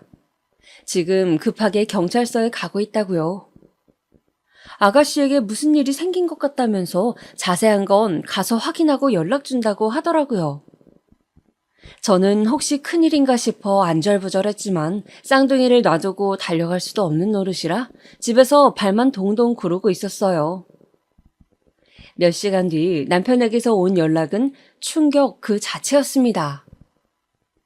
여보, 우리 미선이가 남편은 숨이 잘 쉬어지지 않는 듯 가슴을 치며 말을 잇지 못했어요. 전화기 너머에는 남편의 울음소리만 가득했습니다. 이런 적이 없는 남편이었는데 불길한 느낌에 울고 있는 남편을 닥달해서 무슨 일인지 캐묻고 말았습니다. 그게 제 인생 최악의 소식이 될 줄도 모르고요. 바로 아가씨가 여행지에서 사망했다는 소식이었습니다. 숙소에서 혼자 목숨을 끊었다네요. 저는 남편의 얘기가 믿기지 않아 몇 번이고 그게 사실인지 물었지만 남편의 대답은 같았습니다. 사실이라고요. 시신의 신원을 확인했는데 아가씨가 맞다면서요. 저는 그대로 주저앉았습니다. 그 후로 어떻게 지냈는지는 사실 기억이 잘 나지 않아요. 사람이 너무 슬프면 기억을 잃는다는데 그게 무슨 말인지 알 것 같았습니다. 저와 남편은 조용히 장례식을 준비했습니다. 그 천하의 몹쓸 놈은 장례식 자리에도 나타나질 않더군요. 어떻게 사람의 탈을 쓰고 그럴 수가 있는지 언젠가는 꼭 천벌을 받길 기도했습니다. 우리 사랑스러운 아가씨, 쓸쓸하게 혼자 저 세상 가게 만들어 놓고 뻔뻔하게 살고 있는 그놈을 용서할 수 없었습니다. 장례식이 끝난 후 집에 와서 쌍둥이를 재우고 있는데 눈물이 왈칵 쏟아졌습니다. 얼마나 힘들었으면 이 예쁜 아이들을 둘이나 놓고 갈 생각을 했을까. 아가씨를 조금 더 챙겨주지 못했던 게 후회되었습니다. 남편은 여행을 보내줬던 게 잘못이었다며 매일매일 스스로를 자책하고 슬퍼했습니다. 아가씨의 장례식 이후 눈물이 마를 날이 없었습니다.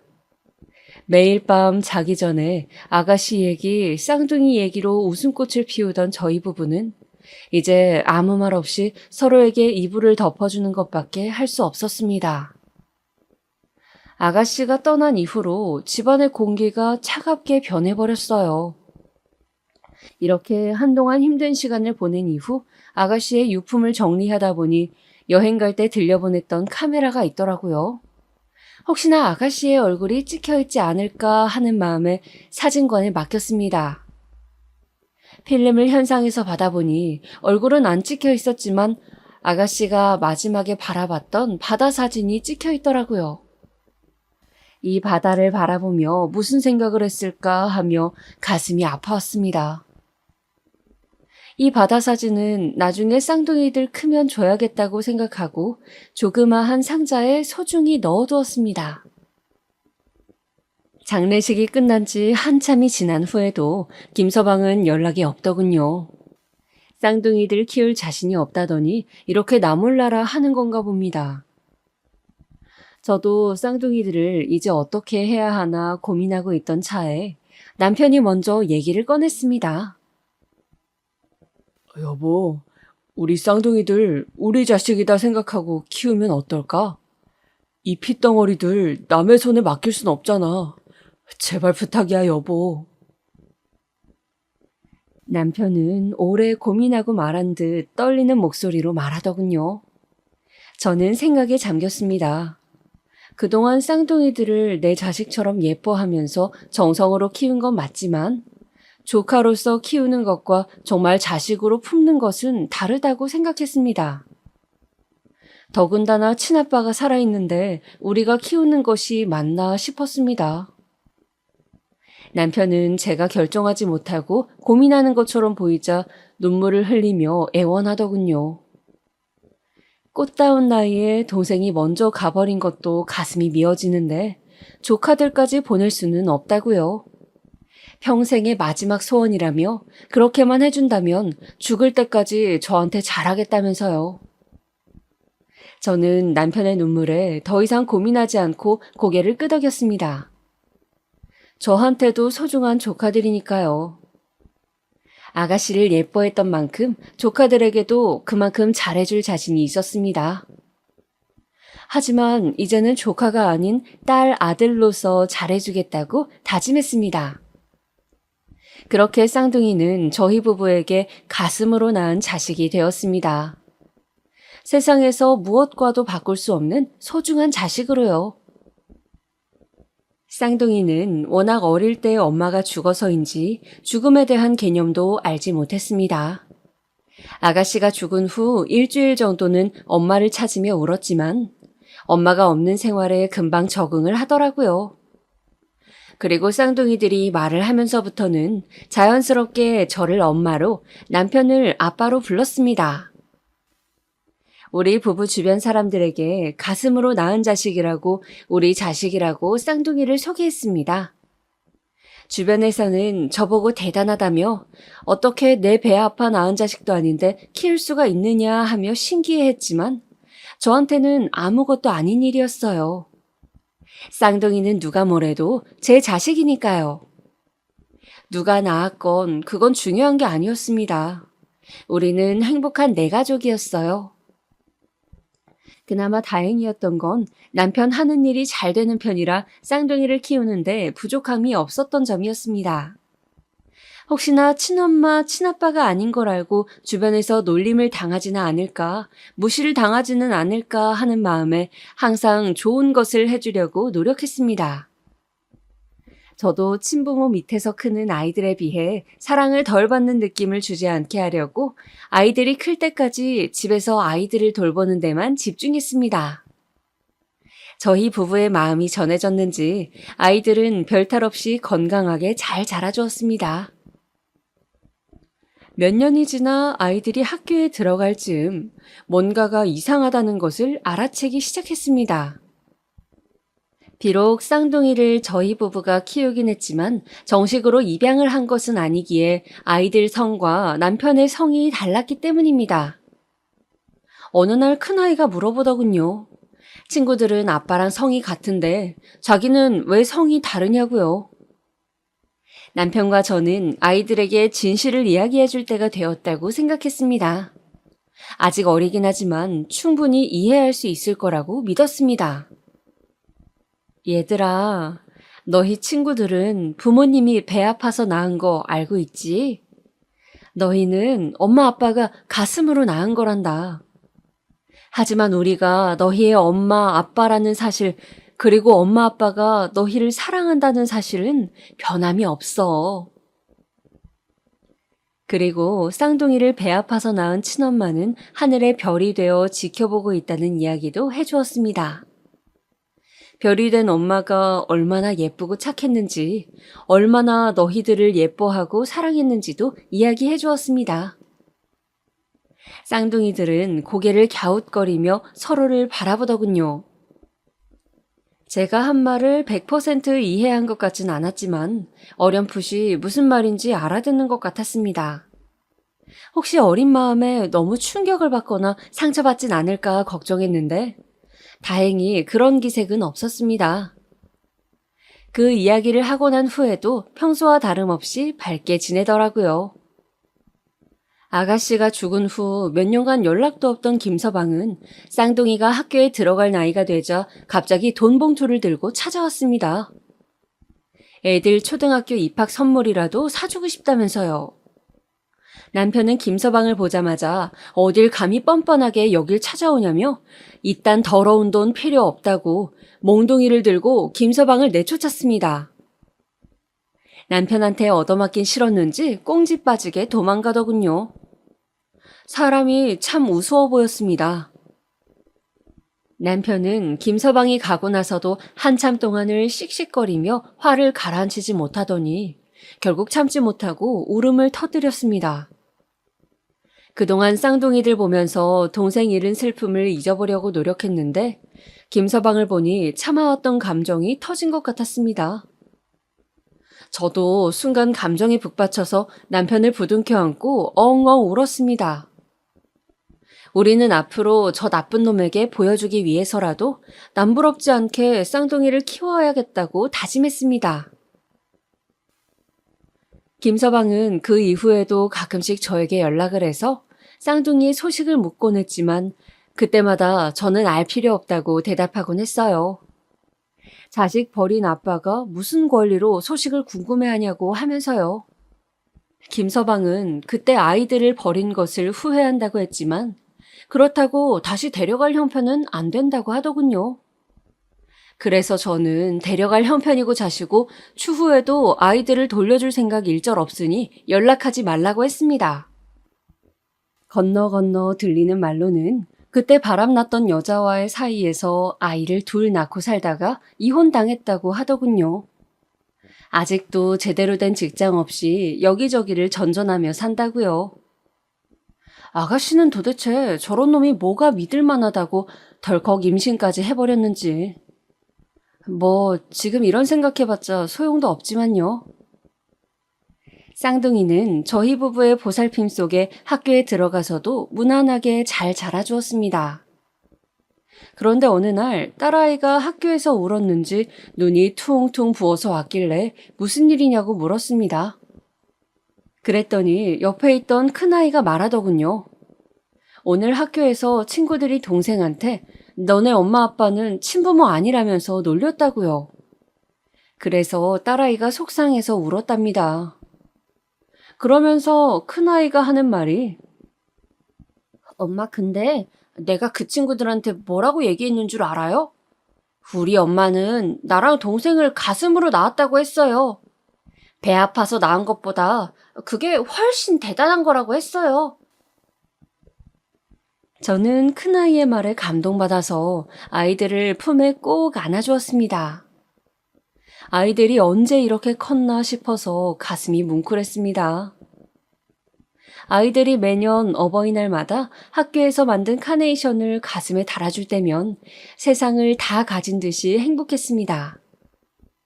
카네이션 밑에 달린 리본에 삐뚤빼뚤한 글씨로 엄마 사랑해요, 아빠 사랑해요 라고 써놓은 게 너무 소중해서 매년 버리지 않고 모아두었습니다. 아이들 운동회 때도 부모 참관 수업에도 모두 참여하며 아이들이 서운함을 느끼지 않도록 항상 신경 썼습니다. 나중에는 친부모 아니라고 놀리던 친구들도 너네 엄마 아빠가 제일 부럽다는 말을 했다고 아이들한테서 들었을 때에는 그래도 내가 아이들을 열심히 키우긴 했구나 하고 생각했습니다. 남들이 부러워하는 아이로 키우고 싶었거든요. 아이들을 키우면서 속상했던 일이 아예 없는 건 아니었습니다. 저는 괜찮았지만 주변의 시선이 문제였어요. 가끔 아이들을 데리고 시장에 갈 때면 어디선가 수근거리는 소리가 들려왔습니다. 아휴, 검은 머리 짐승은 거두는 거 아니라던데 저 엄마는 뭔 생각으로 저러는지 몰라. 남의 자식 둘이나 저렇게 키우면 뭐하나? 다 키워놓으면 지 친아빠 찾아갈 텐데 죽 써서 개 준다. 아이고. 이런 소리가 들려올 때마다 당장 달려가서 따지고 싶었지만 혹시 아이들이 듣기라도 할까봐 속으로만 분을 사겼습니다. 내가 보란듯이 잘 키워서 그 말들 다 후회하게 해주겠다고 수천 번 다짐하면서요. 몇 년이 흘러 아이들이 친엄마의 죽음을 제대로 인식하고 나서부터는 아가씨의 길마다 아이들과 함께 산소에 찾아갔습니다. 아이들은 너무 어렸을 때여서 엄마 얼굴도 기억을 못했기 때문에 제가 가끔 아가씨의 사진을 보여주곤 했습니다. 아이들은 엄마도 예쁘고 친엄마도 예쁘다며 예쁜 엄마가 둘이나 있다고 좋아했습니다. 아가씨 산소에 가면 아이들은 고사리 같은 손으로 접은 카네이션을 아가씨의 무덤에 올려놓곤 했습니다. 그리고선 아이들이 양쪽에서 제 손을 꼭 잡고선 한참 동안 무덤을 바라보고 돌아왔습니다.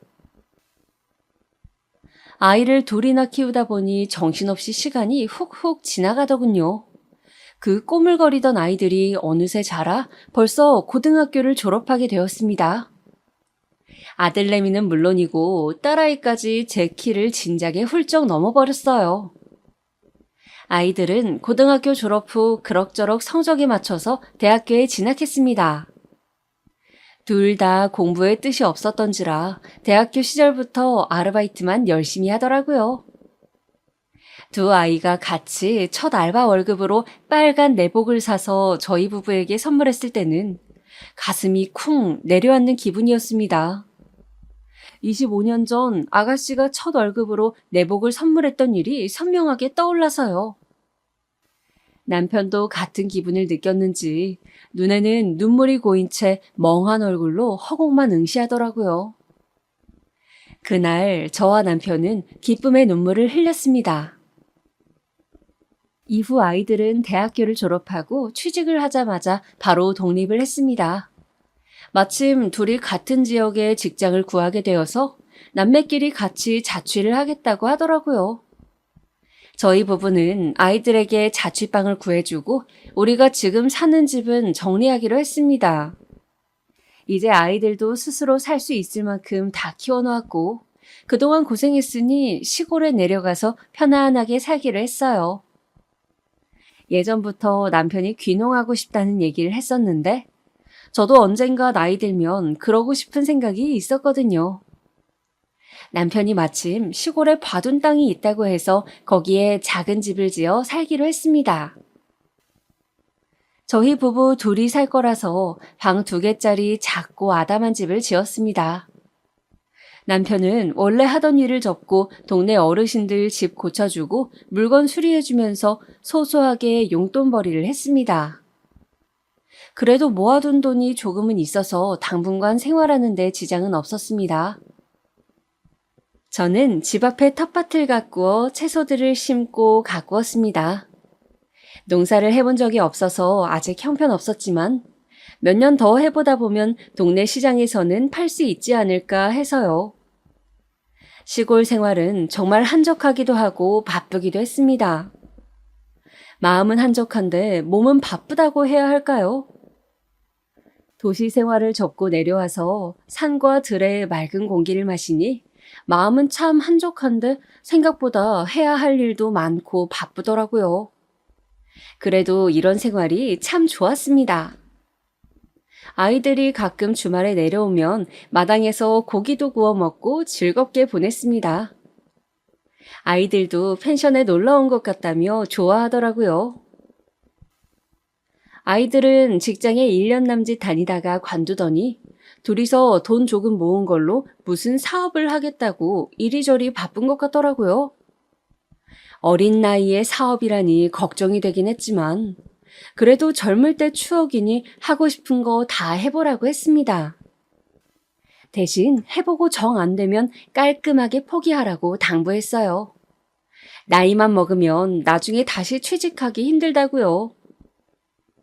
사업 아이템이 뭔지, 어떻게 진행할 건지 구체적인 계획은 물어보지 않았어요. 괜히 이것저것 참견하는 게 될 것 같기도 하고 새로 시작하는 아이들에게 방해가 될 것 같아서요. 그렇게 아이들이 사업을 시작한다고 한 지 몇 년이 지났습니다. 잘 되고 있는 건지 아닌 건지 물어봐도 대답을 잘 안 해주더라고요. 가끔씩 전화가 와서 공과금 낼 돈이 모자라다며 몇십만 원만 빌려달라고 하는 걸 보니 잘 안 되는 것 같았어요. 남편은 시내로 나가는 길목에 작게 철물점을 차렸습니다. 그래도 생활비로 쓸 정도는 벌고 있어서 아이들이 필요한 용돈 정도는 줄 수 있었습니다. 저도 농사가 어느 정도 손에 익고 나니 지금은 웬만한 채소는 직접 길러서 먹고 남는 건 동네 사람들 나눠주거나 남편 가게 옆에 펼쳐놓고 팔기도 했습니다. 아이들만 잘 되면 더할 나위 없이 행복한 삶이었어요.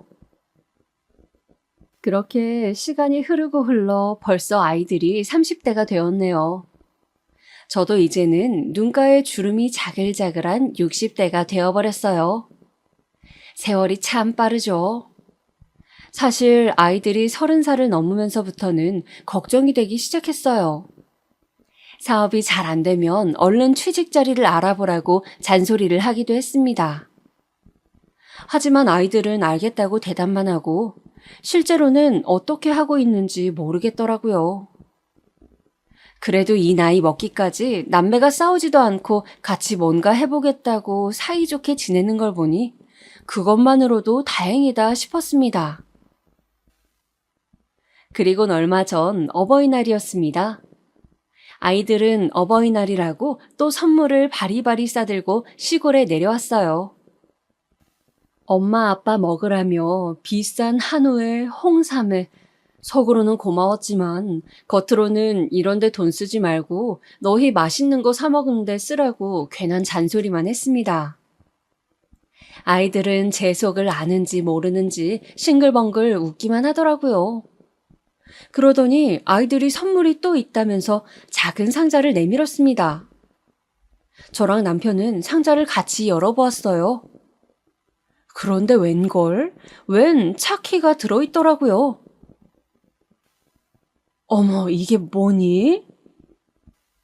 엄마, 아빠, 이리로 와보세요. 아이들은 저희 부부를 끌고 뒷마당으로 데려갔습니다. 뒷마당에는 커다란 대형 SUV 차가 세워져 있었어요. 제가 차종은 잘 몰라서 이게 얼마짜리 차인지는 잘 모르겠지만 딱 봐도 비싸 보이는 외제차였습니다. 저는 이게 무슨 일인지 몰라 아이들을 쳐다보았습니다. 엄마, 아빠, 이제 우리 이 차 타고 주말마다 같이 여행 다녀요. 저와 남편은 어리둥절해서 도대체 어떻게 된 일인지 아이들에게 물었습니다. 아이들이 해맑게 웃으며 이실직고 하더군요. 사실 몇 년 동안 사업이 생각처럼 잘 되지 않아 접을까 하던 차에 운 좋게도 대박이 터져 큰 돈을 벌게 된 이야기를요. 지금까지도 사업이 잘 유지되고 있어서 직원도 몇 명 채용하고 서울에 어엿한 사무실도 갖추게 되었답니다. 엄마 아빠를 깜짝 놀래켜 드리고 싶어서 여태까지 돈 없는 척, 잘 안 되는 척 연기를 해왔다고 하네요. 어떻게 몇 년 동안 저희를 깜빡 속일 수가 있는지, 이게 꿈인지 생시인지 분간이 안 되었습니다. 사업이 잘 되면서 너무 바빠져서 자주 내려오지 못했다며 죄송하다고 하더군요. 그래도 이제 직원들도 많이 채용하고 어느 정도 사업이 안정되어서 주말마다 엄마 아빠 모시고 여행 다닐 시간은 된다면서요. 저희 부부는 너무 기쁜 나머지 아이들을 껴안고 방방 뛰었습니다. 아이들이 부자가 되어서 기쁜 게 아니라 부족한 엄마 아빠 밑에서 남부럽지 않게 장성해 주어서 본인들만의 힘으로 이렇게 이뤄낸 게 너무나도 대견하고 기뻐서 덩실덩실 춤을 추었습니다. 남편이 아이들의 손을 잡고 이렇게 말했어요. 부족한 엄마 아빠 밑에서 이렇게 잘 자라줘 너무 고맙구나. 너희가 잘 되니 나는 이제 죽어도 여한이 없다. 아이들은 남편 보고 아빠는 뭘 그런 말을 하냐면서 이제 좋은 일만 남았으니 오늘은 신나게 놀자며 다 큰 나이에도 깍깍 소리를 지르며 뛰어다니더라고요. 그러다가 갑자기 둘째 아이가 큰 아이의 손을 잡고 손가락을 입에 갖다 대며 쉿 하더라고요. 그러자 큰 아이도 조용해졌습니다. 둘은 저희를 소파에 앉힌 후 그 앞에서 큰 절을 올렸습니다. 엄마, 아빠, 그동안 저희 이렇게 사랑으로 키워주셔서 감사합니다. 순간 큰 절을 하는 아이들 모습에 아가씨의 모습이 겹쳐서 보였습니다. 저는 벅차오르는 감정을 주체하지 못하고 주책맞게 울음을 터뜨렸습니다. 남편도 울고 아이들도 울고 한바탕 울음바다가 되었네요. 한참을 부둥켜 안고 울다가 딸아이가 웃음을 피식 터뜨리니 다 같이 푸하하 하고 집이 떠나가라 웃었습니다. 앞으로의 행복만 생각하면서요. 그 이후에는 많은 일들이 있었습니다. 아이들은 바쁜 와중에도 짬짬이 시간을 내어 내려와서 저희 집 옆에 작은 집을 하나 더 지었어요. 본인들이 결혼하면 가족들끼리 주말마다 내려와서 지내겠다고요. 그냥 별장이라고 생각하면 된다네요.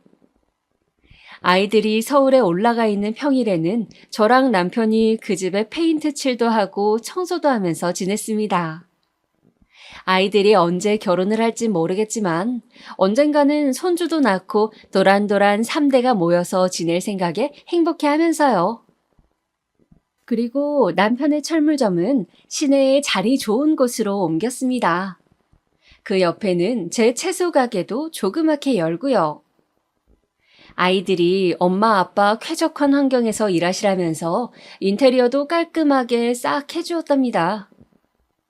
그런데 너무 돈 벌려고 고생하지 마시고 재미로만 하라면서요. 노후는 자기들이 싹 다 책임지겠답니다. 말만이라도 고맙더라고요. 아이들 사업은 그 이후에도 계속 잘 되고 있습니다. 애들한테 장사 공부는 가르친 적 없는데 그쪽으로 머리가 타고났나 봐요. 역시 아이들을 믿고 기다려주길 잘했나 봅니다. 그리고 SUV 타고 주말에 여행 가자던 약속은 집이 다 지어질 때까지 잠시 뒤로 미뤄두었습니다. 집이 완성되었을 때 동네 사람들을 불러서 잔치도 했어요. 동네 사람들이 자식 농사 잘 지었다며 한마디씩 칭찬해 주셔서 저도 모르게 어깨가 으쓱했답니다. 여기가 우리 동네에서 자식 농사 최고로 잘 지은 집안이요. 부러워 죽겠구먼. 부럽다, 부러워. 우리랑 사돈 맺을 생각 없슈? 검은 머리 짐승 거둔다고 욕먹던 제가 이제는 자식 농사 최고로 잘 지은 여자가 되었네요. 그때 시장에서 욕하던 사람들이 지금 모습을 본다면 뭐라고 말을 할까요? 아마 부끄러워서 제 앞에서 고개도 못 들 겁니다. 이런저런 생각에 정신없이 잔치가 끝난 후 우리는 첫 가족여행을 어디로 갈지 의논했습니다. 그때 큰아이가 생각해둔 곳이 있다며 봉투에서 사진 한 장을 꺼내더군요. 사진을 본 저는 깜짝 놀랐습니다. 아가씨의 유품에 있던 사진이었습니다. 아가씨가 마지막으로 바라봤던 그 바닷가 말입니다. 엄마, 아빠, 우리 첫 가족여행은 여기로 가요. 꼭 가고 싶어요. 저와 남편은 말없이 고개를 끄덕였습니다. 비록 아가씨가 외로이 목숨을 끊은 곳이긴 했지만 마지막으로 추억을 남기고 간 곳이기도 했거든요. 아이들에게 친엄마에 대해서 알려주면서 사진도 보여준 적이 있었는데 아이들이 나중에 그걸 기억해내고선 저희 집에 왔을 때 몰래 사진을 가져간 거였습니다. 그러고선 둘이서 이미 그 바닷가를 첫 여행지로 결정하고 저희의 동의를 구한 거였어요. 그게 2주 전, 그리고 지금은 아들, 딸, 남편과 함께 그때 그 바닷가에 와 있습니다. 아이들과 바닷바람을 쐬면서 바닷가를 거닐기도 하고 저녁에는 회에 소주 한 잔도 마셨어요. 막상 오면 아가씨 생각에 우울할 줄 알았는데 생각보다는 덤덤하네요. 남편과 아이들도 하루 종일 즐거워 보였습니다. 하루 종일 즐거운 시간을 보내다가 모두들 자러 갔는데 저는 잠이 영 오지 않아 제가 살아온 인생을 글로 한번 적어보는 중입니다. 글로 적다 보니 그래도 참 잘 살아왔다는 생각이 드네요. 30년 전 아이들을 품은 제 선택을 지금에서야 마음 놓고 칭찬해주고 싶습니다. 내일은 가족들과 바닷가에서 가족 사진을 찍기로 했어요. 아가씨가 남겨놓은 그 사진 속 같은 장소, 같은 구도에서 이번에는 풍경만이 아닌 저희 가족이 담긴 사진을 찍으려고요. 나중에 저승 가서 아가씨를 만난다면 이 사진을 꼭 전해주고 싶어요. 저는 괜히 하늘을 바라보며 나지막히 말해봅니다. 아가씨, 쌍둥이들 때문에 하늘에서 걱정이 많았죠? 이제 걱정하지 않아도 돼요. 우리 애들 누구보다도 더 잘하고 있으니 이제 한시름 놓고 편히 쉬어요. 제 말이 아가씨에게 닿았을까요? 하늘에서 별 하나가 반짝하네요. 오늘따라 해맑던 아가씨의 미소가 생각이 많이 나는 밤입니다. 그럼 저는 이만 자러 가야겠어요. 내일 가족 사진 찍으려면 일찍 자야 하거든요. 제 얘기 들어주셔서 감사하고 여러분도 행복한 하루 보내시길 바랍니다.